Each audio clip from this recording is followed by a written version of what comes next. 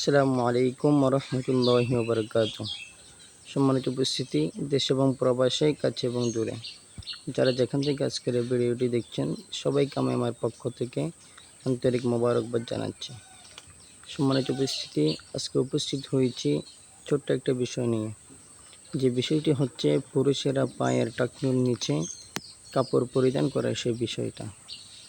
আসলে আমার নবীজি পাক সাল্লাল্লাহু আলাইহি ওয়াসাল্লাম হাদিসে পাকের মধ্যে বলেছেন যে কোনো পুরুষ যদি পায়ের টাকনুর নিচে কাপড় পরিধান করে, তাহলে কিয়ামতের দিন আল্লাহ তাআলা ওই ব্যক্তির দিকে দেখবেনও না, এবং কি ওই ব্যক্তির জন্য আমার আল্লাহ বড় আযাব রেডি করে রেখেছেন।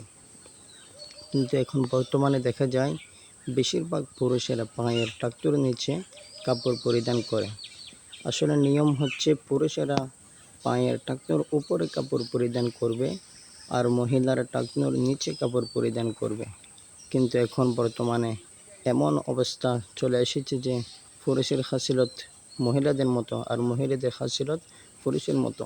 কোনটা পুরুষ কোনটা নারী চেনাও যায় না। এটা এমন একটা জমানা আমরা চলে এসেছি, এবং কি অনেকে এগুলো ইচ্ছাকৃতভাবে, অনেক পুরুষেরা ইচ্ছাকৃতভাবে পায়ের টাকনুর নিচে কাপড় পরিধান করে।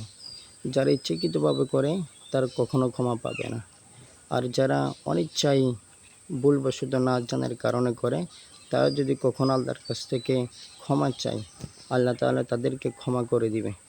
আল্লাহ তাআলা আমাদেরকে এ বিষয়ে সজাগ থাকার সেই তৌফিক দান করুক, এবং আমাদেরকে ইসলামী শরীয়ত অনুযায়ী চলার সেই তৌফিক দান করুক।